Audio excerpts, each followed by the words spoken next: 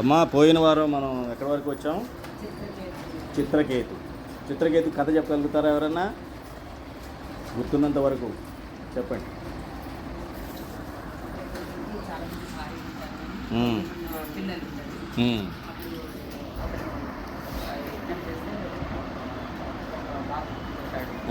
ఆ బాబు అర్ధంతరంగా చనిపోతాడు. చనిపోతే అప్పుడు అది ఏడుస్తూ ఉంటే ఇతనికి ఎవరైతే వచ్చి యజ్ఞం చేస్తే మళ్ళీ వాళ్ళు వచ్చి అప్పుడు చెప్తారు అలా అని అప్పుడు అతనికి వైరాగ్యం అనేది సిద్ధిస్తుంది. సరే, బాగా చెప్పారు. మనం జ్ఞాన వైరాగ్యాలు భక్తికి రెండు రెక్కల లాంటివి అని తెలుసుకున్నాం. ఈ జ్ఞానము వైరాగ్యం లేకపోతే భక్తి వర్షం వస్తే మునిగిపోతుంది, ఎండ వస్తే ఆవిరైపోతుంది. ఎండవాన రాకపోతే మాయ వచ్చి మింగేస్తుంది. కాబట్టి భక్తిని కాపాడుకోవాల్సిన బాధ్యత మనదే. కాపాడుకోవడమే కాదు, మనం పైకి వెళ్ళాలంటే రెండు రెక్కలు అవసరం. పక్షికి ఎగరాలంటే, సరిగ్గా ఎగరాలంటే రెండు రెక్కలు. భక్తి, జ్ఞాన, వైరాగ్యాలు. జ్ఞానానికి ఏ కథ చెప్పుకున్నాం? భరతుడి కథ చెప్పుకున్నాం. జడ భరతుడి కథ జ్ఞానం గురించి చెప్పుకున్నాం. వైరాగ్యం ఎవరి కథ చెప్పుకున్నాం? చిత్రకేతు కథ చెప్పుకున్నాం. అమ్మా నెమ్మది అమ్మా, హలో, సత్సంగం అవుతుంది కదా, స్లో. ఇప్పుడు మనం మరి సుఖభోగాలు, ఈ శరీరం వచ్చాక ఎంత వయసు వచ్చినా సుఖభోగాలు కావాలనే కోరుకుంటాం. వయసులో ఉన్నప్పుడు నడిచెళ్ళాలంటే నడిచెళ్ళాలండి అనేవాడు. వయసు అయిపోయిన తర్వాత ఫ్లైట్ ఉందండి, ఎస్కలేటర్ ఉందండి, అక్కడ తర్వాత హోటల్ ఉందండి, అన్ని భోజనాలు కూడా మనకు అనుకూలంగా పెడతారండి అంటే మనం ఏం చేస్తాం? వెళ్ళిపోతాం. అంటే ఏంటనమాట, ఎంత వయసు వచ్చినా సుఖభోగాలు వెనకాల మనం పడుతుంది ఈ శరీరం. దానికి అంతం అన్నది లేదు అన్న విషయాన్ని మనం యయాతి కథ ద్వారా తెలుసుకున్నాం. యయాతి కథ ఏంటంటే, ఇది భాగవతంలో 9వ స్కంధంలో వస్తుంది. యయాతి కథ భాగవతంలో 9వ స్కంధంలో వస్తుంది. అది విషయభోగాలని మనం ఎంత తెచ్చుకున్నా, ఎంత అనుభవించినా దానికి ఒక సంతోషాన్ని ఇవ్వదు. సంతోషం ప్రాప్తించదు. ప్రాప్తి అంటే ఏంటి? ఎప్పటికీ ఉండేది. లాభం అంటే ఏంటి? అప్పటికి ఉండేది. ఎప్పటికయ్యేది ప్రస్తుతం అంటుంటారు చూసారా? అప్పటికి దొరికేది లాభం. మనం ఎప్పుడు లాభంగా పనిచేస్తాం కాబట్టి మన బుద్ధి కూడా లోభంగా ఉంటుంది. ఎవరైతే లాభ నష్టాల మీద పనిచేస్తూ ఉంటారో వాళ్ళ బుద్ధిని ఏమంటారు? లోభత్వం అని అంటారు. అర్థం కదమ్మా? కాబట్టి లాభం కాదు మనం చూడాల్సింది, ప్రాప్తి.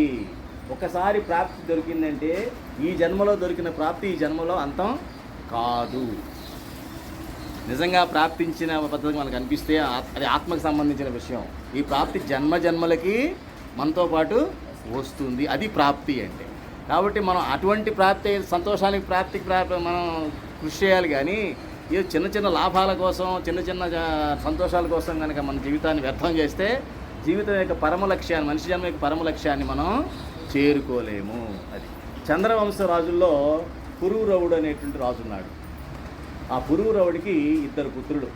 ఒక పుత్రుడు ఆయు అని. ఆ ఆయుకి 2 పుత్రులు ఉన్నారు. మొదటివాడు నహుషుడు. ఒక పుత్రుడు ఉన్నాడు నహుషుడు. నహుషుడికి పుత్రుడి పేరు యయాతి. ఇది వారి యొక్క వంశ చరిత్ర. చంద్రవంశ రాజుల్లో యయాతి అన్నవాడు ఉన్నాడు. యయాతి ఉన్న రోజుల్లోనే అప్పుడు దైత్యులకి, అంటే రాక్షసరాజు, అసురరాజు పేరు వృషపర్వుడు పెట్టాను. వృషపర్వుడు ఏమిటి పేరు? వృషపర్వుడు అనే రాక్షసరాజు కూడా ఉన్నాడు. అయితే ఆ వృషపర్వుడి యొక్క పుత్రిక పేరు శర్మిష్ఠ. వాళ్ళ అమ్మాయి పేరు శర్మిష్ఠ. ఈ అసురులకి, అంటే రాక్షసులకి, దైత్యులకి ఎవరు గురువు? శుక్రాచార్యుడు. శుక్రాచార్యుడు అంటే ఆయన బ్రాహ్మడు, అయినా కూడా వారికి గురువు. ఈ శుక్రాచార్యుడి యొక్క పుత్రి పేరు దేవయాని. శర్మిష్ఠ, దేవయాని కథ ఇది. అయితే శర్మిష్ఠ, దేవయాని ఇద్దరు కూడా వారి యొక్క స్నేహితులతో కలిసి ఈ వనాల్లో విహరించడం కోసం వెళ్ళి విహరిస్తూ పక్కనే ఉన్నటువంటి కొలనులో స్నానం చేయడానికి వెళతారు. స్నానం చేసి వెళ్ళేటప్పుడు ఒకసారి పైన శివుడును పార్వతి వెళుతూ ఉంటారు. ఆకాశంలో వెళుతూ ఉంటే వీళ్ళకి స్త్రీలు కదా, లజ్జ వచ్చి గబగబ బట్టలు వేసుకుందామని పైకి వచ్చేస్తూ ఉంటారు. వచ్చినప్పుడు అక్కడ వీళ్ళిద్దరు బట్టలు తారుమారైపోతాయి. ఎవరివి? శర్మిష్ఠవి దేవయాని, దేవయాని శర్మిష్ఠ వేసుకుంటారు. వేసుకునేటప్పటికీ ఎప్పుడైతే ఇలా జరిగిందో తను చేసిన పొరపాటు తెలిసింది. ఎవరికి? శర్మిష్ఠ పొరపాటున దేవయాని యొక్క వస్త్రాలు ధరించింది. ధరించేటప్పటికి శుక్రాచార్యుడు ఎవరు? రాక్షసరాజు అయినప్పటికీ, రాజు కూతురు శర్మిష్ఠ అయినప్పటికీ ఈ దేవయాని వస్త్రాలు వేసుకుంది కదా, దేవయానికి ఏమొచ్చింది? కోపం వచ్చింది. శుక్రాచార్య కూతురు అయినట్టు దేవయానికి నా బట్టలు నువ్వు వేసుకుంటావా, నా వస్త్రాలు నువ్వు వేసుకుంటావా అని చెప్పేసి ఏమనుకున్నావు? నేను మీ నాన్నకి నేను గురువు, మా నాన్న మొదలవుతాయి కదా, ఇట్లాంటివి మొదలవుతాయి కదా వంశ చరిత్రలు. ఇక తిట్టుకోవడానికి వచ్చినప్పుడు అన్ని చరిత్రలు బయటకు వస్తాయి. కాబట్టి ఈ రకంగా తిట్టడం మొదలుపెట్టింది ఆవిడ. అంటే బ్రాహ్మణత్వంతో ఉన్నటువంటి పొగరుతో ఆవిడ మాట్లాడింది. సరే, బ్రాహ్మణత్వంతో నువ్వు మాట్లాడితే క్షత్రియ ధర్మంతో నేను మాట్లాడతానని చెప్పి ఈవిడ మొదలెట్టింది. ఏమిటి? మా నాన్న పెట్టిన భిక్షతో మీ నాన్న బతుకుతున్నాడు, మీ నాన్న ఏమైనా సంపాదిస్తున్నాడా, మా నాన్న అధికారం ఉంది, క్షత్రియుడు, మా రాజు మా నాన్నే అని చెప్పేసి ఇద్దరితో వాదులాడుకోవడం మొదలుపెట్టి ఏం చేసిందంటే తోసేసింది. ఎవరిని? దేవయానిని శర్మిష్ఠ తోసేసింది బావిలోకి. తోసేస్తే అప్పుడు అటుగా వెళ్తున్నటువంటి యయాతి రాజు ఈ ఆర్తనాదం వినిపించింది, రక్షించండి రక్షించండి అని చెప్పేసి. ఈ ఆర్తనాదం వినేటప్పటికి ఎవరా అని తొంగి చూసేటప్పటికి ఈ అమ్మాయి ఉంది, స్త్రీ దేవయాని ఉంది. వినేటప్పటికి అప్పుడు దేవయాని అంటుందన్నమాట, నా యొక్క జ్యోతిష్యంలో జాతకంలో చెప్పారు, నాకైతే బ్రాహ్మణ వరుడు రాడు అని చెప్పడం జరిగింది నాకు. కాబట్టి నువ్వు నన్ను చూసావు కాబట్టి, నా చేయి పట్టుకున్నావు కాబట్టి నువ్వే నన్ను పెళ్లి చేసుకో అంటుంది. సరే అని చెప్పేసి యయాతి ఓకే అని పెళ్లి చేసుకుంటారు. పెళ్లి చేసుకున్న తర్వాత ఈ దేవయాని ఏం చేస్తుందంటే తన ఇంటికి వెళుతుంది. శుక్రాచార్యుడికి ఏడుస్తూ ఈ కథ అంతా చెప్తుంది.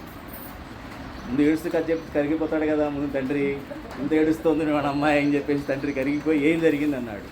ఎవరైనా స్త్రీ ఏడిస్తే బాధగానే ఉంటుంది కదా, కూతురైనా భార్య అయినా తల్లి అయినా. అనేటప్పటికీ ఏం జరిగింది ఇంత ఏడుస్తున్నావు అనేటప్పటికి ఇట్లా విషయం అంతా చెప్పేటప్పటికి ఇంత పొగరా అని చెప్పేసి వెళ్ళి వృషభరుడి దగ్గరికి, వృషభరుడు ఎవరు? రాక్షస రాజు. అతని దగ్గరికి వెళ్ళి మీ అమ్మాయి ఇలా చేసింది, నేను ఇంక రాజ్యంలో ఉండను, నేను వెళ్ళిపోతున్నాను నిన్ను వదిలి అని చెప్పంగానే ఆయనకి వెంబేలు ఎత్తిపోయాడు. రాజగురువులు ఏంది ఆ రోజుల్లో రాజులు ఏమి చేయగలిగేవాళ్ళు కాదు. అనేటప్పటికీ రాజ్యం గురించి ఆలోచించేవాడు ఆ రాజులు, పోతే బాడీ ఇంకోటి తెచ్చుకుంటాను అనుకునేవాడు కాదు. కాబట్టి ఆయన కాళ్ళు పట్టుకొని స్వామి మీరు వెళ్ళమాకండి, మీరు వెళ్తే కనుక మన రాజ్యం అంతా నాశనం అయిపోతుంది, మరి ఈ పరిస్థితిలో మీరు వెళ్ళడం భావ్యం కాదు. ఈ మధ్యనే దేవతలకి మనకి కూడా చాలా గొడవలు అవుతున్నాయి, గొడవలైన సందర్భంలో మనం చాలా ఓడిపోయాం కూడాను. ఏదో మీ యొక్క సంజీవిని విద్య ద్వారా ఏదో ఆ రకంగా మనం వాళ్ళు బతికించేసి మళ్ళీ మన రాజ్యాన్ని తెచ్చుకున్నాం, మళ్ళీ మీరు వెళ్ళిపోయారంటే మళ్ళీ మనం ఓటమి పాలవుతాము అని చెప్పేటప్పటికీ సరే అని చెప్పి, అయితే ఒక షరతు అని చెప్పి ఏం చెప్పాడంటే, అప్పుడు ఈ అమ్మాయి ఏముంటుందంటే దేవయాని సరే నాన్న ఒప్పుకో, అయితే ఒక షరతు అంటుంది. ఏమిటి అంటే, శర్మిష్ఠ నేను పెళ్లి చేస్తున్నాను కదా, నేను ఎట్లా యయాతి రాజ్యానికి వెళ్ళిపోతాను, శర్మిష్ఠ నా దగ్గర దాసిగా పంపించాలి. రాజకుమారిని దాసిగా తన దగ్గరికి దాసిగా తన యొక్క రాజ్యానికి పంపించమని చెప్పేటప్పటికి సరే అని చెప్పేసి, మరి ఆ పిల్ల కూడా చాలా మంచి అమ్మాయి కదా, మంచి అమ్మాయి అంటే ఆలోచించింది, తండ్రి గౌరవం నిలబెట్టాలని చెప్పేసి తను త్యాగానికి సిద్ధపడి సరైన వాళ్ళతో వెళ్ళింది. వెళ్ళినా కూడా ఈ యయాతికి ఈ శర్మిష్ఠ మీద వ్యామోహం కలిగి తనతో కూడా తను సంసారం చేయడం మొదలుపెట్టేటప్పటికి ఇద్దరికి కూడా పుత్రులు పుట్టారు. దేవయానికి 2 పుత్రులు పుట్టారు, యదు తుర్వసు అని 2 పిల్లలు. శర్మిష్ఠకి 3, దృహ్యు అను పురు అనేటువంటి 3, మొత్తం 5 పుత్రులు జన్మించారు యయాతికి. అయితే ఒకసారి ఏ దుర్వ్యవహారమైనా ఏదో రోజు బయట తెలుసుకుంటుంది. సద్వ్యవహారాలు తెలియవు కానీ దుర్వ్యవహారాలు చాలా ఫాస్ట్గా వస్తాయి కదమ్మా. దుర్వాసన చాలా త్వరగా వస్తాయి కదా, బాగా గ్రహిస్తాం మనం. సువాసనలు త్వరగా రావు కదా. ఎవరికి ఈ దుర్వ్యవహారాలన్నీ బయటికి తెలిసిపోయింది. ఎవరికి? దేవయాని. తెలిసి ఏం చేసిందంటే మళ్ళీ శుక్రాచార్య దగ్గరికి వెళ్ళి చెప్పింది, ఇట్లా జరిగిందని. చెప్పేటప్పటికి ఆయన కోపం వచ్చి మళ్ళీ యయాతిని శపిస్తాడు. నువ్వు ఏదైతే ఇట్లాగా విషయభోగాలు వెనకాల పడ్డావో ఆ విషయభోగాలు అనుభవించలేకుండా నిన్ను వృద్ధుడుగా అయిపో అని శపించాడు. వృద్ధుడుగా అయిపోతే నీకు విషయభోగాలు అనుభవించేటువంటి అర్హత పోతుంది అని చెప్పేటప్పటికీ అకాలమైనట్టి వృద్ధుడు అయిపోయాడు. అకాల వృద్ధుడు అనమాట. కాలక్రమేణా వృద్ధులు అవడం అనేది సహజం. కానీ కాలక్రమేణా వృద్ధులు అయ్యేవాళ్ళు కాలక్రమేణా కోరికలు కూడా తగ్గాలి యాక్చువల్గా. కానీ ఇప్పుడు అంత కలియుగంలో ఏం జరుగుతుంది, రివర్స్ అవుతుంది. అప్పుడు త్యాగరాజు త్యాగరాణి అండి, చాలా మేము త్యాగం చేసేసాం కుటుంబానికి, ఇప్పుడు ఇంకెప్పుడు ఇదే ఎప్పుడు పోతుందో తెలియదు, మరి దీని సుఖాల్లో ముంచి తేల్చాలి, లేకపోతే మళ్ళీ శరీరం వస్తుందో రాదో మీరే చెప్తున్నారు కదా, శరీరం దొరకడం దుర్లభమని, మరి వచ్చిన శరీరాన్ని ఉన్నప్పుడే జాగ్రత్తగా సుఖాల్లో ఉంచాలి కదా అని మనకే గీతాబోధ చేస్తున్నారు ప్రస్తుతం వృద్ధులు. హతోస్మి, మనం ఏం చేయలేము దానికి. వారికి ఎన్ని జన్మలు రాస్తున్నాయో వారే డిసైడ్ చేసుకుంటున్నారు. ఆ రకంగా ఎవరి జన్మలు వాళ్ళు, ఎవరి గోతులు వాళ్ళు తవ్వుకుంటూ ఉంటారు. వాళ్ళ గురించి ఇక్కడ అప్రస్తుతం మనకి.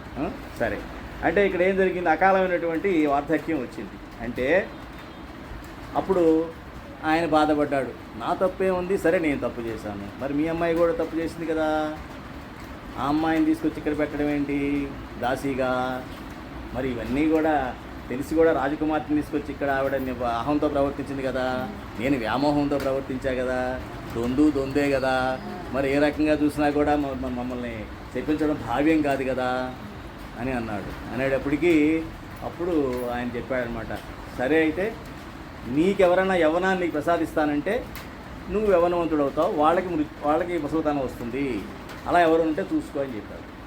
సరే ఏం చేశాడు, తనకు 5 పుత్రులు ఉన్నారు. 5 పుత్రుని ఒకళ్ళు అడిగాడు, ఏరా నీ ఎవరో నాకు ఇస్తావా, నువ్వు ముసలోడు అయిపోతావా?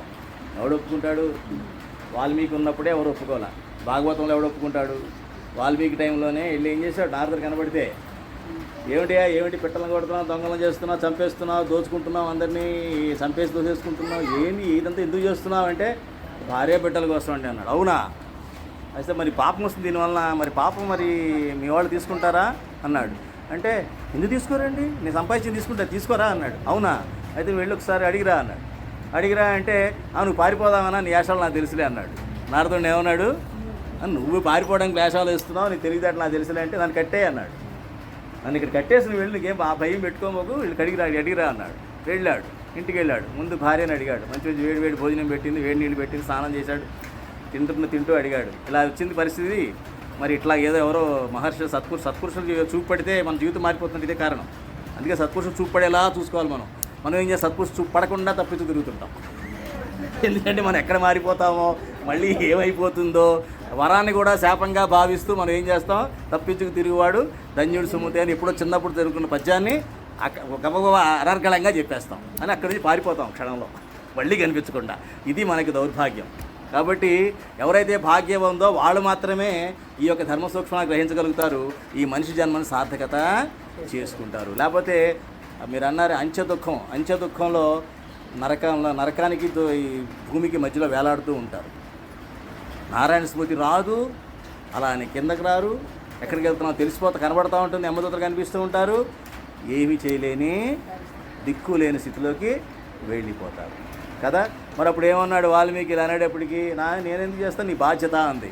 భరించువాడు భర్త అని ఆవిడ డైలాగ్ ఆవిడ చెప్పింది, ఎక్కడో సినిమాలో చూసిన డైలాగ్ ఆవిడ చెప్పేసింది. అనగానే భరించువాడు భర్త అనగానే ఇదేమిటో ఇలా ఉంది, ఒకసారి ఒళ్ళు అయిపోయింది అనుకొని పిల్లల్ని అడిగాడు, మేమకి చిన్నవాళ్ళం, నాన్న నీ బాధ్యత అది, మమ్మల్ని పెంచాల్సిందని. సరే ఇవాళ రేపు పోయేలా ఉంది, మా అమ్మని అడుగుతాను అమ్మ ఇళ్ళ తల్లిని అడిగాడు, అమ్మ నువ్వన్నా రెడీయా అని.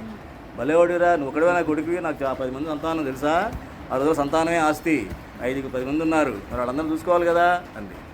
ఓహో, ఇదంతా కూడా ఎస్కేప్, తప్పించుకుని ఉడికినవాడు ధన్యుడు సుమతి బ్యాచ్ ఇదంతా అని అప్పుడు రియలైజ్ అయ్యి సత్పురుషుడి దగ్గరికి నారద దగ్గరికి వెళ్తే, మరి ఏంటి దీని పరిష్కారం అన్నాడు. నేను ఇంక ఇవేం చెయ్యను, సరే మరి నా పాపాల పరిస్థితి ఏంటి, ఇదేమిటి నాకు కాదు, నేను రియలైజ్ అయ్యాను, నాకు అయితే వాస్తవం అర్థమైంది, యథార్థం తెలిసిందంటే అప్పుడు రామ అన్నాడు. అది కూడా నాకు రాదన్నాడు. మరా అన్నాడు. అలా దాన్నే అంటూ ఉండు అన్నాడు. శ్రద్ధగా అన్నాడు, వైరాగ్యంతో అన్నాడు. సత్పురుషుడు చెప్పింది తూచా తప్పకుండా ఆజ్ఞగా శిరసావహించి దాన్ని ఆచరించాడు. అందువలన ఫలితం వస్తుంది. మనకు కూడా ఫలితం రావాలంటే మనకి 3 కావాలి. శ్రద్ధ కావాలి, విశ్వాసం కావాలి, సత్పురుషుడు చెప్పింది ఆజ్ఞగా భావించాలి. అది ఎట్టి పరిస్థితుల్లోనూ అది చేసి తీరాలి. అప్పుడు ఫలితం రాకపోతే నాతో చెప్పండి ఎవరన్నా సరే, ఏమా ఈ 3 ఉన్నాయో లేదో చెక్ చేసుకోండి. ఆ రకంగా యయాతికి కూడా చెప్తే అప్పుడు పాపం ఆఖరి కొడుకు వాడు మటుకు ఒప్పుకున్నాడు. ఎవరు? గురు అన్నవాడు ఒప్పుకున్నాడు. సరే నాన్న అని చెప్పేసి. గురు అన్నవాడు వృద్ధుడైపోయాడు, మనవాడు యవ్వనంతో ఉన్నాడు. అయితే అప్పుడు చివరికి యయాతికి అర్థమైపోయింది, ఇన్ని సంవత్సరాలు నేను విషయభోగం చేస్తున్నా కూడా నాకేం తృప్తి ఏమీ కలగడం లేదేమిటి, ఇందులో ఏదో ఉంది అనుకుని ఇదే భాగవతంలో మనకి 9వ స్కందంలో 19వ అధ్యాయంలో 23వ శ్లోకంలో చెప్తారు, యత్ పృథివ్యా వ్రీహియవం హిరణ్యం పశవం స్త్రియః న దుహ్యంతి మనః ప్రీతిం పుంసః కామహతస్యతే. అంటే ఈ యొక్క భూమిపైన ఎంతమంది ధన్యులు ఉన్నారో, అదే ఎంత ధాన్యం ఉందో అదంతా తెచ్చి నా గోడౌన్లో పెట్టుకున్నా, ఈ భూమిపైన ఎంత బంగారం అయితే ఉందో, ఎన్ని రత్నాలు అయితే ఉన్నాయో, ఎన్ని వజ్రాలు అయితే ఉన్నాయో అవన్నీ నా సొంతమైనా కూడా,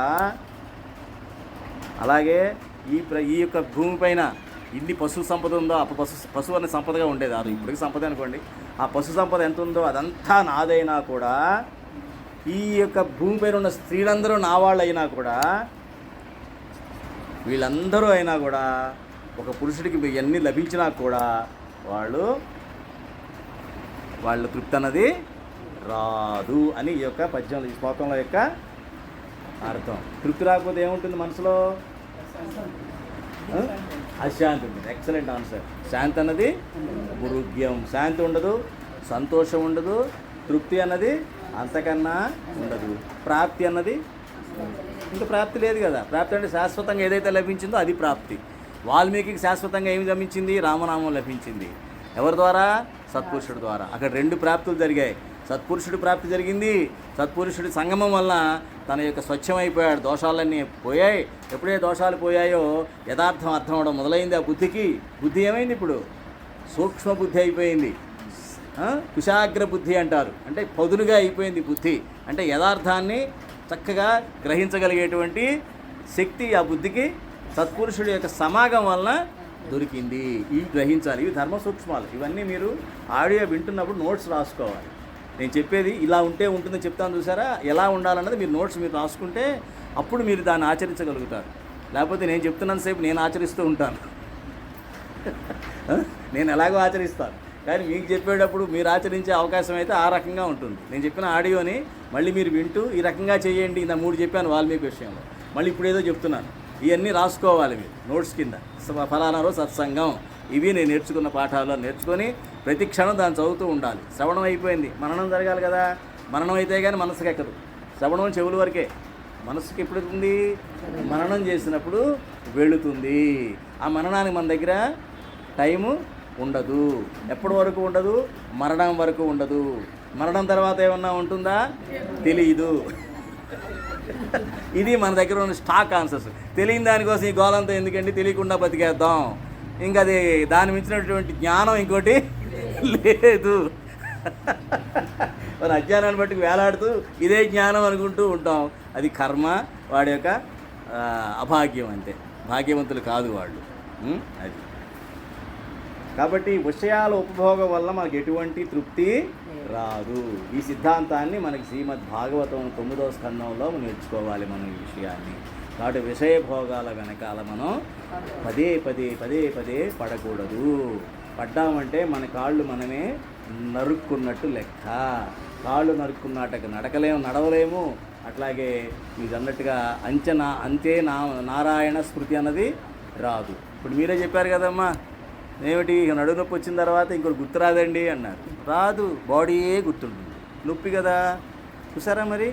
అదే మన అంచే నారాయణ స్మృతి అన్నది చాలా కష్టమైన విషయం.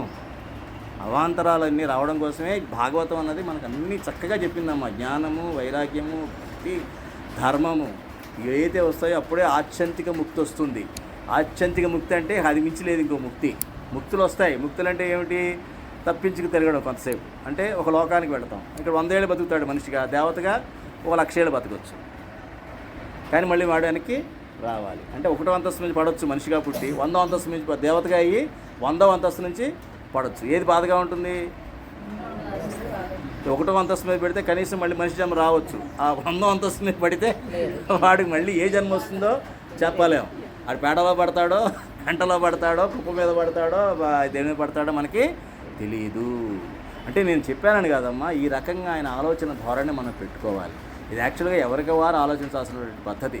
నేను మీకు చెప్తున్నాను, అది ప్రవచనం అవుతోంది, కానీ ఇది యాక్చువల్గా మనం ఎవరికి వాళ్ళు క్వశ్చన్ చేసుకోవాల్సినటువంటి అంశం. కాకపోతే మనసు ఏం చేస్తుంది?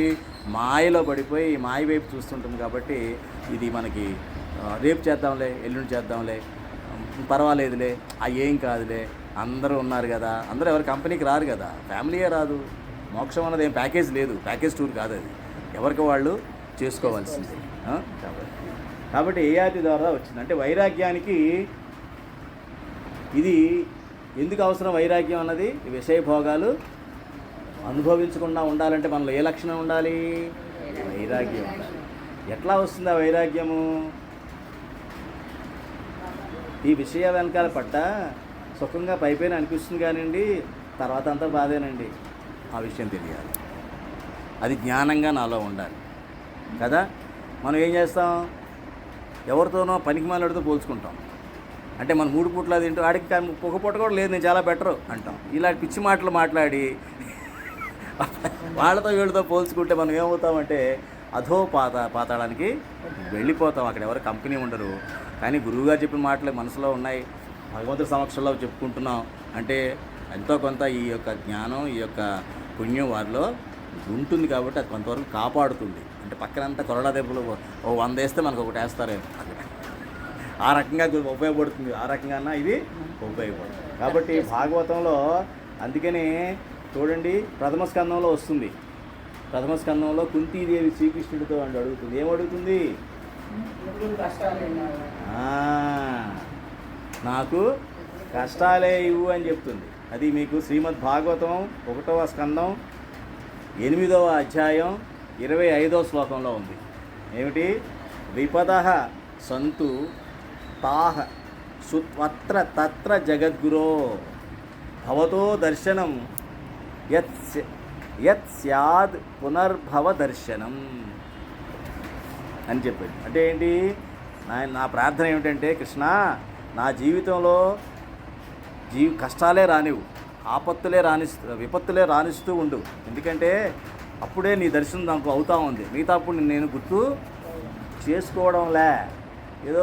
అందుకని మనం ఏం అడగాలి?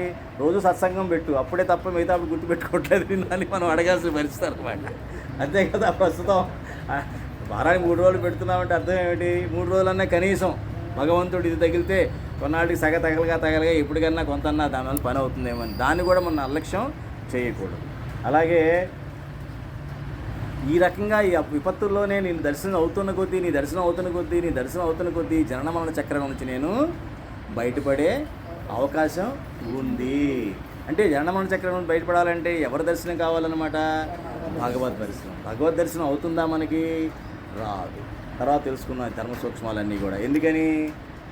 భగవంతుడు ఎక్కడో ఉన్నాడు, కనబడ్డు. అంతర్యామి కనబడ్డు. అన్నీ కనబడకుండా ఉన్నవాడు ఉన్నప్పుడు మరి భగవంతుడు బంధం ఎలా ఏర్పరచుకోవాలి? గురువే బంధం. భగవంతుడి చరణాలు ఎవరు? గురువుతో ఎప్పుడైతే బంధం ఏర్పడుతుందో, అంటే ఎప్పుడైతే ఈ ఆత్మ సంబంధించిన బంధం ఏర్పడుతుందో అప్పుడు సరిగ్గా ఈ శ్రవణం అన్నది మననం కింద మారుతుంది. మననం మారి మళ్ళీ ఆటోమేటిక్గా ఆచరణకు వస్తుంది. సత్పురుషుడి యొక్క నీడ మనమే పడేటప్పటికీ చుట్టూ ప్రకారం ఏమున్నా మనం లక్ష్య పెట్టక్కర్లా. వర్షం వస్తుందండి, ఎండ వస్తుందండి, ఏం పర్లా, ఏం జరగదు. ఇప్పుడు ఏమైనా అయిందా? ఇంతమంది సత్సంగంలో వచ్చి గుడిలో ఆయన ముందు కూర్చొని ఆయన ప్రవచనం చేస్తుంటే ప్రకృతి కూడా సహకరిస్తుంది. ప్రకృతి ఎవరి సర్వెంటు? పరమాత్మ సర్వెంట్. పరమాత్మకే మనం బిడ్డలైనప్పుడు ఇవి మనల్ని ఎక్కడ అడ్డుకుంటాయి?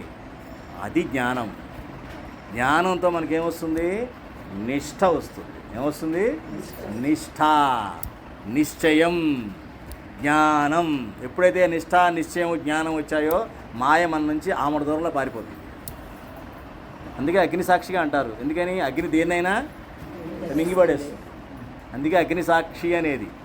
అందుకనే అగ్ని సాక్షిగా మనం అన్ని పనులు చేయాలి. అందుకని ఇటువంటి చేయాలంటే అదే జలం సాక్షిగా చేస్తాం. ఏదన్నా మన ప్రమాణం తీసుకున్నప్పుడు ఏం చేస్తాం, చేతిలో నీళ్ళు తీసుకుని దాని మీద మనం చెప్పి వదులుతాం. అంటే ఇక మనకు నిష్టగా అక్కడి నుంచి అలా ఉంటాము అని చెప్పేసి అటువంటిది కూడా మనం చెయ్యాలి. అందుకని భగవంతుడితో కలిసి ఉండడం కోసం, భగవంతుడి దర్శనం కోసం కుంతీదేవి ఆఖరికి దుఃఖం ఇచ్చినా పర్లేదు అంది. అందుకనే చెప్తారు స్వామినారాయణ భగవాన్ కూడా, భగవంతుడితో నేనుంటే నరకమైనా పర్లేదండి. అక్కడ భగవంతుడు అక్కడ ఉన్నట్లయితే, భగవంతుడు నాతోనే ఉంటే నరకమైనా నాకేం బాధ లేదు అని. అది నిజమైనటువంటి భగవంతుడితో ఉన్నటువంటి బాంధవ్యం.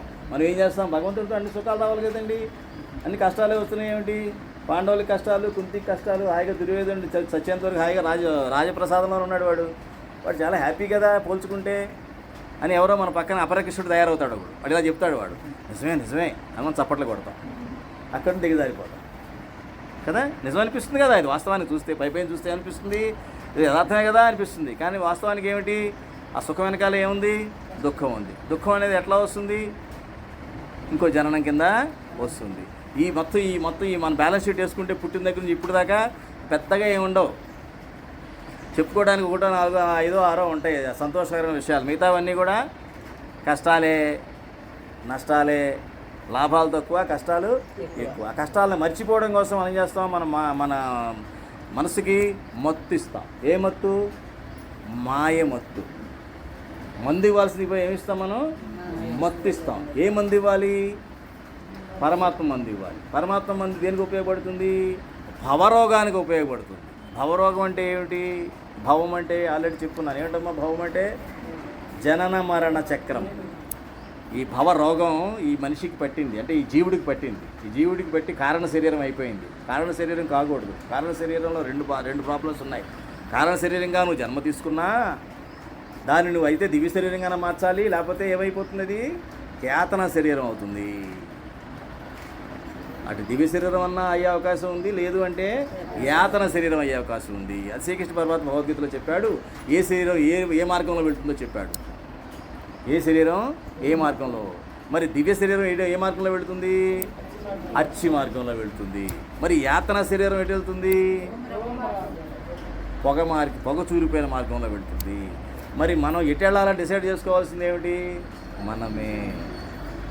దీనికి పరిష్కారం ఏమిటి, భవరోగం నుంచి బయటపడాలి. భవరోగం నుంచి బయటపడాలంటే పరమాత్మ తప్ప, గురువు తప్ప ఇంకొకళ్ళు ఎవరు కూడా మనకి, ఎవరు మానవ మాత్రం ఉన్నవాడు ఇంకెవ్వడు మనకి సాయం చేయలేడు. నా వాళ్ళు, తన వాళ్ళు, పరవాళ్ళు కాదు, ఎవ్వడు మనల్ని కాపాడలేడు. ఇది ఇక్కడ గమనించాలి. కాబట్టి భగవంతుడితో ఉండడం కోసం మనం కొన్ని కష్టాలని భరించి తీరవలసిందే అమ్మా. అయితే ఈ విషయంలో మనకి దశమస్కందంలో చాలా సుందరమైనటువంటి సంవాదం ఉంది. ఏంటంటే యుధిష్ఠిరుడు శ్రీకృష్ణ పరమాత్మ అడుగుతాడు. యుధిష్ఠిరుడు అంటే ఎవరు, ధర్మరాజు శ్రీకృష్ణ పరమాత్మను అడుగుతాడు. ఏమనంటే, కొంతమంది, నేను చాలామంది చూస్తున్నాను కృష్ణ, అసలు వాళ్ళు నీకు భక్తులే కాదు వాళ్ళు, అయినా కూడా వాళ్ళు చాలా ధనవంతులు. కొంతమంది చాలా మంచి భక్తులు ఉన్నారు, అయితే చూస్తే వాళ్ళు పేదగా ఉన్నారు. మరి ఇలా ఎందుకు, ఇట్లా ఎందుకు ఉంది అని అడిగాడు. అయితే అంటే ఇక్కడ మనం గమనించాల్సింది ఏంటి, భగవంతుడి భక్తి చేయనివాడు చాలా గొప్పగా ఉన్నాడు, భగవంతుడు భక్తి చేస్తున్నవాడు చాలా కష్టాలు అనుభవిస్తున్నాడు. మరి ఇప్పుడు ఎందుకు అని అడిగాడు. అడిగితే అప్పుడు చెప్పాడనమాట, యుధిష్ఠిరా, నా కృప ఎవరి మీద అయితే ఉంటుందో వాళ్ళ దగ్గర నుంచి నెమ్మదిగా ధనాన్ని తీసేసుకుంటాను, వాళ్ళ సమృద్ధిని తీసేసుకుంటాను. ఎప్పుడైనా సరే వాడి దగ్గర ధనం ఎందుకు తీసుకుంటాను అంటే, వాడు ఎప్పుడైతే నిర్ధనుడు అవుతాడో అప్పుడు నన్ను గుర్తు తెచ్చుకుంటాడు, అప్పటి వరకు నన్ను గుర్తు తెచ్చుకోడు. ఎప్పుడైతే నా భక్తుడు నిర్ధనుడు అవుతాడో అప్పుడు వాడికి ఎందుకని వైరాగ్యం వస్తుంది, నా అనుకున్న వాళ్ళందరూ ఎవడో కనబడితే అప్పు అడుగుతాడు, వీడు ఏం చూసుకోవాలి ఏమిటో, వీడు కొంచెం దూరంగా వెళ్తే బెటరు, వీడి పని అయిపోయిందంట, ఐపీ పెట్టాడంట, వీడి పరిస్థితి ఏంటో అని చెప్పి మనం ఏం చేస్తాం, వాడికి దూరంగా ఉంటాం. మనం ఉండం, మనల్నే వాళ్ళు మిగతా వాళ్ళు, ఎందుకంటే మనం నిర్ధనలం కదా, మనల్నే మిగతా వాళ్ళు ఏం చేస్తారు, దూరం పెడతారు. అప్పుడు దాకా ఏం బాస్ ఏంటి సాయంత్రం వెళ్దాం పార్టీకి అన్నాడు, ఆ జేబులో ఏం లేవనేటప్పటికి బాస్ వాడి దగ్గర ఏం లేదు, ఇంకా పిలిచిన అనవసరం దండగా, ఇంకోటి చూసుకుందాంలే బాస్ అంటాడు. అవునా కదా? వీడు ఏం చేస్తాడు, అప్పటి వరకు ఇంట్లో పిల్లల్ని నెగ్లెక్ట్ చేసిన వాడు, అశ్రద్ధ చేసిన వాడు, పట్టించుకుని వాడు, ఆ పక్కవాడి పార్టీలో ఎప్పుడైతే హ్యాండ్ ఇచ్చాడో పిల్లలు గుర్తొస్తారు. భగవంతుడు ఎలా గుర్తొస్తాడో మనకి ముందు ఎవరు గుర్తొస్తారు, ఇల్లు గుర్తొస్తుంది. ఇంట్లోకి వెళ్ళిన తర్వాత అక్కడ బాధపడుతూ చెప్తాడు.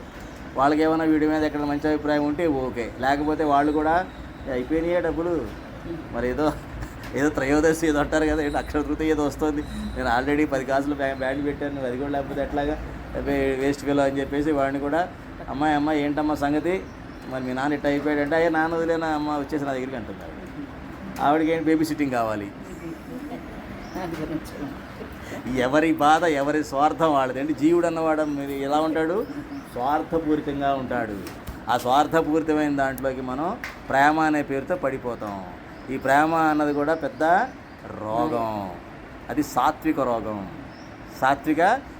అది బయట చెప్తే అర్థం కాదు. అది ఆ మాత్రం చూసుకోవద్దండి, చూసుకో, ఎవడొద్దన్నాడు చూసుకో, ఇది కూడా చూసుకోవాలి కదండి మరి. ఎందుకంటే చూసుకోవాల్సింది ఇది సత్సంగం కదా, మెయిన్ ఇది కదా. ఆత్మ కోసం ఏం చేస్తున్నావు, శరీరం కోసం చేస్తున్నావు. ఏదో ముందొచ్చిన చెవులు కానీ వెనకొచ్చిన కొమ్ములు ఏదో అంటారు ఏమిటో అని వాడి. అదే రకంగా భగవంతుని వదిలేసి వచ్చి నువ్వు వాడి దగ్గర నుంచి వచ్చినటువంటి శరీరాన్ని మళ్ళీ ఆయన వైపు చూడకుండా ఇటువైపే చూస్తూ ఉంటే రేపు లోయలో పడితే రక్షించేది ఎవరు, ఆయనే కదా. వీళ్ళేమో రక్షిస్తారా, వదిలేస్తారు. అంటే వైరాగ్యాన్ని క్రమక్రమంగా మనలో మనం జ్ఞానం ద్వారా తెచ్చుకోవాలి. ఇలాంటి క్వశ్చన్స్ చేసుకుంటే మనకి ఏం చేయాలంటే, పరమాత్మ నాతో ఉన్నాడండి, మిగతా ఆయన నాకు ఎందుకు అని చెప్పాలి. అని ఏం చెప్తాం, చిన్నప్పుడు పిల్లలతో ఉన్నప్పుడు పక్కన ఏదైనా గాజు ముక్కలు పెట్టి పక్కన డైమండ్ బంగారం పెట్టామనుకోండి, మనం ఏది తీసుకోవడానికి ప్రయత్నిస్తాం, బంగారాన్ని. ఇవి పక్కనేమో మన ప్రవచనానికి వచ్చినప్పుడు అది ఎన్ని గాజు ముక్కలండి అని చెప్పినప్పుడు మరి డైమండ్ యొక్క విలువ తెలుసుకునే శక్తి మన దగ్గర రావాలి కదా. వచ్చినాడు ఈ గాజు ముక్కలు ఏం చేస్తాం మనం, ఇది గాజు ముక్క అని నిర్ధారణకు వచ్చేస్తాం మనం. మళ్ళీ ఎవడు చెప్పాడు గాజు ముక్క అని, ఇది డైమండ్ నుంచి అమ్ముతున్నాడు అనుకో, మళ్ళీ మాయలో పడిపోతాం. అర్థమైందమ్మా? ఇవన్నీ కూడా మనల్ని మనం మననం చేసుకోవాలి. మననం చేసుకుంటే భవరోగాన్ని మనం దాటవచ్చు. ఇవన్నీ నేను చెప్పలేదమ్మా, భాగవతంలో ఎన్ని విక్షిప్తమై ఉన్నాయి. భాగవతాన్ని దురదృష్టవశాత్తు పక్కన పెట్టారు. ఒకవేళ ఉన్నా కూడా దశమస్కందం శ్రీకృష్ణుడు ఒకటే చదువుతారు, మిగతా ఏమి చదవరు. చదవకపోతే భాగవతం యొక్క పర్పస్ లేదు. ఒక శ్రీకృష్ణుడు ఒక దశమస్కందం ఒకటే చదవాలంటే యాదవ్యాసుడు పిచ్చోడా 12 స్కందాలు రాయడానికి? దానికి లింక్ ఉంది, చెప్తున్నా. ఇవన్నీ మనం ఆ లింకుల ద్వారా వెళ్తున్నాం. ఒక పద్ధతి ద్వారా భాగవత ధర్మం అంటే భక్తిని ఏ రకంగా అలవర్చుకోవాలో మనం తెలుసుకున్నాం. అది కూడా నెక్స్ట్ చాప్టర్లో చెప్తాను, ఎందుకు వ్యాసులా రాశాడు, మన భక్తి ఏ రకంగా ఉండాలన్న విషయం కూడా మనం టచ్ చేద్దాం. అయితే ఇప్పుడైతే ఈ ధనం ఉండదో నేనేం చేస్తాను, అప్పుడు ధనం లేనప్పుడు ఏం చేస్తాడు వాడు, మిగతా వాళ్ళు అతను వదిలేసినప్పుడు ఏం చేస్తాడు, వాళ్ళు మెప్పించడం కోసం ఇంకా ఏదో చేస్తూ ఉంటాడు. మళ్ళీ వీళ్ళ మెప్పు పొందాలని ఏం చేస్తాడు, మళ్ళీ ఏదో చేస్తూ ఉంటాడు, మళ్ళీ ఫెయిల్ అయిపోతాడు. మళ్ళీ ఏదో చేస్తాడు, మళ్ళీ ఫెయిల్ అయిపోతాడు. మళ్ళీ ఏదో చేస్తాడు, ఫెయిల్ అయిపోతాడు. ఫెయిల్ అవ్వకపోతే ఏం జరుగుతుంది, 100 ఏళ్ళు వచ్చినా పనిచేస్తూనే ఉంటాడు వాడు. భగవంతుడిని గుర్తు తెచ్చుకోడు. మాస్టర్ మీకు ఎంత వయసు, 70 ఏళ్ళు, ఏం చేస్తున్నావు, ఖాళీ ఉండకూడదని ఏదో చేయాలి, ఏదో చేస్తూ ఉంటాడు. మరి ఇది మిస్ అయిపోయాడు కదా. ఎందుకని పక్కన డబ్బు వస్తుంది, డబ్బు దగ్గర సరదాలు ఉన్నాయి బయట ఉన్నప్పుడు దేవుడు గుర్తొస్తాడా, రాడు. అందుకని మనం కానీ ఫుల్ స్టాప్ పెట్టుకోకపోతే భగవంతుడు ఎప్పటికీ దూరం అయిపోతాడు. అంటే మనం అలసిపోవాలి. ఏ రకంగా, లౌకిక వ్యవహారాలు అలవకపోతే భగవంతుడిని మనం చేరము, ఎట్టి పరిస్థితుల్లో మనం చేరము. అంటే అలసిపోవాలి. అందుకనే ఇది ధనానికి ఉన్నదాన్ని తృష్ణ అంటారు. తృష్ణ అంటే ఏంటి, మృగతృష్ణ అంటాం. మృగతృష్ణ అంటే ఎండమావి. అంటే దాని వెనకాల మనం ఎంత పరిగెట్టినా అక్కడ ఏమీ ఉండదు, ఏదో ఉన్నట్టు కనిపిస్తూ ఉంటుంది. కాబట్టి అలాంటిదే ఇది కూడా తృష్ణ వంటిదే. అందుకని ఎవరికి ఏదైతే వాళ్ళకి నా కృప ఉంటుందో వారు మాత్రమే అక్కడ వైరాగ్యాన్ని తెచ్చుకొని నాతో జత కడతారు. అప్పటి వరకు నాతో ఎవరు జత కట్టరు. నాతో జత కట్టేవాడే నా భక్తుడు అంతేగాని అప్పుడప్పుడు లాకర్ తెరిచినట్టుగా, అప్పుడప్పుడు ఫంక్షన్ వచ్చినప్పుడు లాకర్ తెచ్చి బంగారం వేసుకొని మళ్ళీ లాకర్లో పెట్టి భద్రంగా తాళం వేసేస్తాం. అలాగే పూజ గది కూడా పొద్దున్నే ఓపెన్ చేసి ఆయనకు ఉక్కిరి బిక్కిరి చేసి అగరొత్తులు పెట్టేసేసి ఈ గంట మాత్రమే అని చెప్పేసి ఆ గంట మీద పేరోల మీద విడుదల చేసిన ఖైదీని అప్పుడప్పుడు బయటకు వదులుతుంటారు. తెలుసు కదా, ఓపెన్ జైల్లో వాళ్ళు కూడా అప్పుడప్పుడు నెలపాటు బయటకు వదులుతూ ఉంటారు, మళ్ళీ వేసేస్తారు లోపల. అలాగే ఈ భగవంతుడు కూడా లోన పెట్టి ఈ గంట మాత్రం ఏం కావాలో చెప్పు, నీకు చేసి పెట్టేస్తాను, తర్వాత నేను అడక్కు, డిస్టర్బ్ చేస్తాను, అపాయింట్మెంట్ ఇప్పుడే ఇచ్చాను నీకు, నేను అపాయింట్మెంట్ ఇచ్చినప్పుడే నువ్వు నాతో మాట్లాడు, తర్వాత నేను డిస్టర్బ్ చేయకు, నాకు చాలా పని ఉంది అని చెప్పి మళ్ళీ తాళం వేసేసి లాకర్కి. అది భక్తి అనిపించుకోదు, అది భగవంతుడితో మన కనెక్షను ఉండదు, అది కేవలం తృప్తి. ఆ తృప్తి వలన ఏం జరుగుతుంది? ప్రాప్తి వస్తుందా? రాదు. ఎందుకని? నా జీవితంలో ఏం కనిపించదు. భగవంతుడు పూజ చేస్తాను ఎప్పటి నుంచో అనుకుంటాం, కానీ జీవితంలో చూస్తే ప్రతిదానికి కంగారు, ప్రతిదానికి ఆందోళన, ప్రతిదానికి ఏదో అయిపోతుందని ఇది, ఏదైనా చిన్న ఇది వస్తేనేమో తట్టుకోలేనటువంటి బాధ. మరి నీలో మార్పు రావాలి కదా, భగవంతుడు నీతో ఉంటే నీలో నిర్భరత రావాలి కదా, నిబ్బరం ఉండాలి కదా, అవునా? అది లేదు అంటే అర్థం ఏమిటి? నాలో భగవంతుడు లేడు. ఇప్పటికే చిన్న ఉదాహరణ, వర్షం వచ్చింది, అది చాలు మనకి. స్కూల్ పిల్లల దగ్గర నుంచి సత్సంగం వరకు అందరూ మానేస్తారు. స్కూల్ పిల్లల నుంచి పెద్దవాళ్ళైన సత్సంగం వరకు కూడా అందరూ కూడా వాన వాన వాన వాన వాన, అవునా?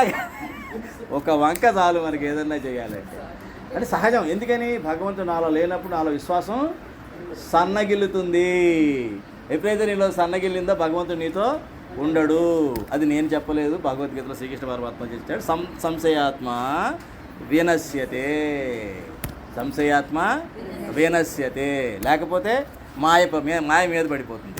ఇప్పుడే సడన్గా హోటల్ నుంచి ఫోన్ చేస్తాడు, సార్ వేడి వేడి బజ్జీలు వేసానండి, మామూలుగా ఉండవు, మొన్న మీరు చెప్పారు మన హోటల్లో బజ్జీలు చాలా బాగుంటాయని మీరే అన్నారు, ఇదిగో మీరు గుర్తొచ్చారు వేస్తూ వేస్తూ బజ్జీలు, మరి పంపించమంటారా వస్తారా?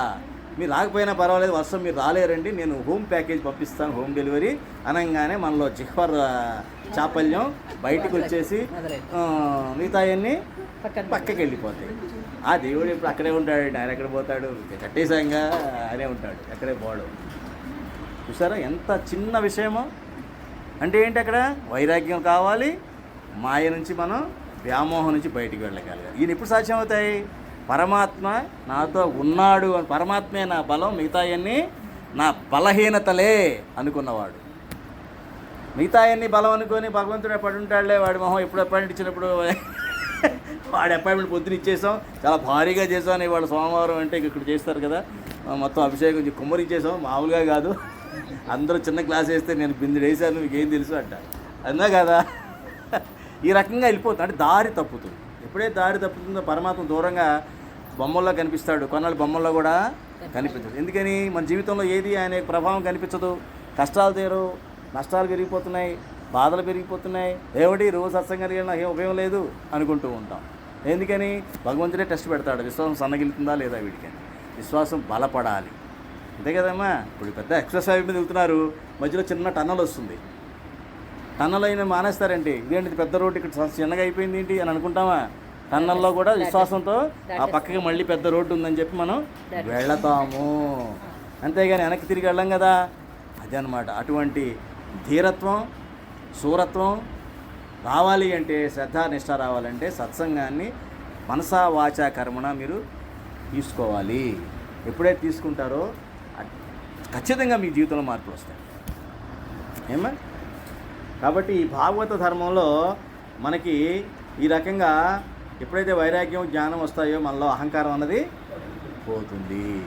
అహంకారం పోయి మనలో ధర్మ నిష్ట పెరుగుతుంది. కాబట్టి అప్పుడు మాత్రమే మనకి నిర్విఘ్నంగా భాగవత ధర్మం అన్నది వస్తుంది. మనలో కూడా సమృద్ధిగా మారుతాం. ఏ సమృద్ధిగా? జ్ఞాన సమృద్ధి మనలో పెరుగుతుంది.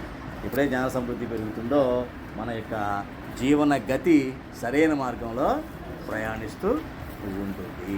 ఇది ఏయాతి వ్యాఖ్యానం ద్వారా మనం తెలుసుకున్నటువంటి విషయం. మనం వచ్చే క్లాస్లో ఇక్కడ ఆపేద్దాం.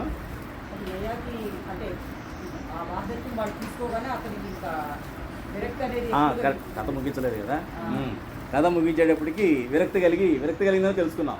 విరక్తి కలిగిన తర్వాత ఏం చేశాడు, మళ్ళీ కొడుకు దగ్గరికి వెళ్ళి తన వార్ధక్యాంతం తీసుకొని ఆ కొడుకు మళ్ళీ యవ్వనాన్ని ఇచ్చేసాడు. ఈ రకంగా మన జీవితంలో మనకు కూడా ఎన్నో పరీక్షలు ఎదురవుతూ ఉంటాయి. మనం దాని నుంచి గుణపాఠం నేర్చుకోము. ప్రాబ్లం ఎక్కడ వస్తుందంటే నేర్చుకోము కాబట్టే భగవంతుడు మనకి అర్థం కాడు. ఎందుకంటే కష్టాలు రాకపోతే అదృష్టవంతుడిని, కష్టాలు వచ్చినట్టు దరిద్రుడు అనుకుని కామెంట్ ఇచ్చేసుకుంటూ ఉంటాం. అది పిచ్చి కామెంట్. కష్టాలు వచ్చినాయి అంటేనే నీకు మంచి అవకాశం వచ్చినట్లు లెక్క. ఇప్పుడన్నా భగవంతుడిని సరిగ్గా ప్రార్థించడం ఎలాగా, భగవంతుడిని ఎట్లాగా నేను ఎక్కడో భగవంతుడిని సరిగ్గా నేను కనెక్ట్ అవ్వలేదు, భగవంతుడితో ఏదో ఎక్కడో మిస్ అయ్యాను సుమా అన్న విషయం నాలో పదే పదే కలిగించేటటువంటి సమయం మన కష్ట సమయం మాత్రమే, ఇష్ట సమయంలో కాదు. ఎందుకంటే కష్ట సమయంలో మన తోడు ఎవరు రారు. బాత్రూంలోనూ పోయి ఏడవడం, లేకపోతే కుమిలి రాత్రి పక్క మీద పడి ఏడవడం తప్ప మిగతా టైంలో ఏడవడానికి కూడా మనకి స్వాతంత్రం ఉండదు, ఆ ధైర్యం కూడా ఉండదు. మరి ఆ ఏడుపు బదులు అప్పుడే భగవంతుడిని మనం ప్రార్థించాలి. ఏమిటి, ఏదో జరిగింది భగవంతుడా, నాకు అర్థం కావడం లేదు, నీతో కనెక్షన్ అయితే పోయింది, డెఫినెట్గా నాకు అర్థం అవుతుంది, నీతో కనెక్షన్ పోబట్టే నేను యొక్క బాధని అనుభవిస్తున్నాను, మరి నీతో కనెక్షన్ నాకు దయచేసి నాకు ఇవ్వు స్వామి అని అంటే ఆయన తగిన ఏర్పాట్లు ఆయన చేస్తాడు. దానికి తగ్గ ఏర్పాట్లు ఇలా గురువుని పంపించడం, సత్సంగాలు ఇంటి ముంగిటిగా రావడము, లేకపోతే మీలో ఒక రకమైనటువంటి ఆయన ఆశీర్వాద బలంతో మనలో ఒక రకమైనటువంటి మెరుపు వస్తుంది, ఒక తేజస్ వస్తుంది. అనుకోకుండా ఒక్కసారి హాయ్ అనిపిస్తుంది. సముద్రంలో మధ్య సముద్రంలో ఉన్నా సరే ఒక్కసారి రిలీఫ్ అనిపిస్తుంది. అంటే అప్పుడు గుర్తుపెట్టుకోండి, భగవంతుడు మీ మీద బ్లెస్సింగ్ ప్రసారం చేశాడని గుర్తుపెట్టుకోవాలి. దాన్ని మీరు ఎప్పుడు కుదురుతుంది, భగవంతుని ఆశ్రయించినప్పుడే కుదురుతుంది. నువ్వే దిక్కు, నువ్వు తప్ప ఎవరిగో నాకు దిక్కు లేరు అన్న విషయాన్ని. మరి ప్రహ్లాదుడి విషయం మళ్ళీ చెప్పుకోవచ్చు కదా. మనం చెప్పుకున్నది ఏమిటి, వాళ్ళ కన్నతండ్రే హింసపాలు చేశాడు, కన్నతండ్రే చంపడానికి ప్రయత్నించాడు. అయినా ఏమన్నా ఆయన దిక్కు అనుకున్నాడా? ప్రాణం పోతున్నా సరే ఎవరు దిక్కు అనుకున్నాడు? పరమాత్మే నమ్మాడు. పరమాత్మ ఉన్నాడు, నారాయణుడే అన్ని, నువ్వేం చేయలేవు, నువ్వెంత పెద్ద గొప్ప హీరో అయినా కూడా అని చెప్పుకున్నాడు. అది బలీయంగా నమ్మాడు ఆ బాలుడైనా నమ్మాడు. మన వృద్ధులైనా నమ్మం. ఎందుకని? భగవంతుడి యొక్క వెలుగు మన మీద ఇంకా పూర్తిగా పడలేదు కాబట్టి. మనం అనర్హులమా? కాదు, అర్హులం కాబట్టే మనిషి జన్మ ఇచ్చాడు భగవంతుడు. అది గుర్తుపెట్టుకోండి. ప్రాప్తి అన్నది ఇక్కడ మొదలవ్వాలి. ఎక్కడ మొదలవ్వాలి? ఈ శరీరంతో మొదలవ్వాలి. ఈ మనిషి శరీరం రావడమే ప్రాప్తి. 84 లక్షల జీవరాశుల్లోంచి ఈ మనిషి శరీరం నాకు వచ్చిందంటేనే ప్రాప్తించింది నాకు ఈ మనిషి శరీరం. ఈ శరీరాన్ని నేను ఈ భవరోగం దాటడానికి సాధనంగా వాడుకోవాలి. కానీ దీని పనికి మారిన చెత్త మాయా విహారంలో దీన్ని పెట్టొద్దు. ఈ మధ్య ఎక్కువైపోయినాయి. తీర్థయాత్ర వెళ్తారు, విహారయాత్ర అయిపోయింది అందరికి. పిల్లాడి పాల దగ్గర నుంచి, ఐస్ క్రీమ్ దగ్గర నుంచి, పెద్దావిడ అన్నీ ఇష్టమైన కూరలు ఇష్టమైన ఏంటంటారు, ఇష్టమైనవి తినడం కోసం తీర్థయాత్రలు అడుగుతుంటారు. ఇంకా ఏమి తీర్థయాత్ర? అది విహారయాత్రే. ఒకప్పుడు తీర్థయాత్ర అంటే ఏంటి, ఇంటికి పూజ చేసి మళ్ళీ ఏం తినేవాళ్ళు కాదు. అప్పటి నుంచి చాలా నిష్టగా వెళ్ళేవాళ్ళు. తిరుపతి వెళ్ళినా ఎక్కడికైనా వెళ్ళి మళ్ళీ అక్కడి నుంచి రిటర్న్ అయ్యేంత వరకు ఈ విహారయాత్రలు చేసేవాళ్ళు కాదు.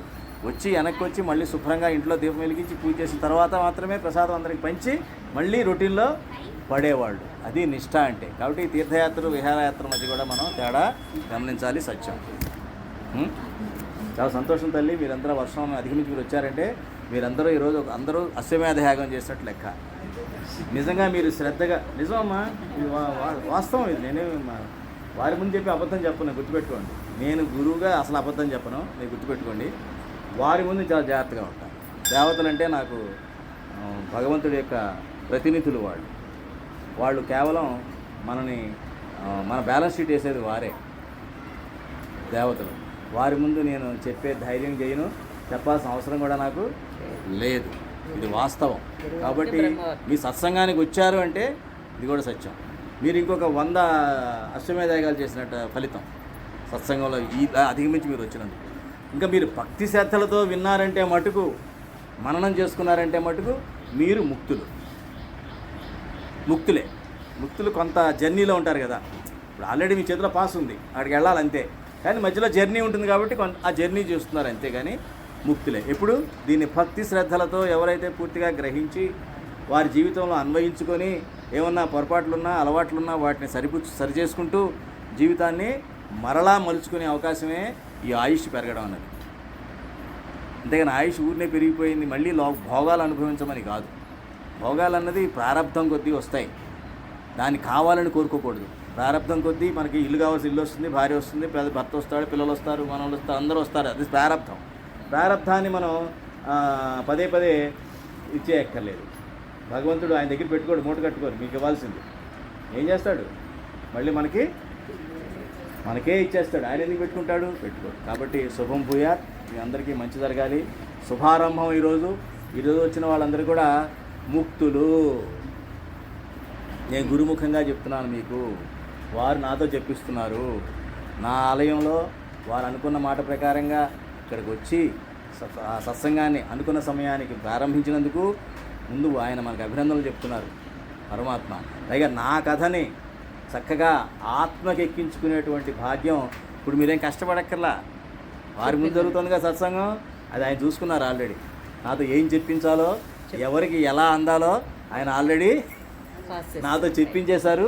నేను నా యొక్క విశ్వాసం ఏంటంటే అందరికీ వారు ఎలా కావాలో అలా అందిందనే నేను భావిస్తున్నాను, విశ్వసిస్తున్నాను.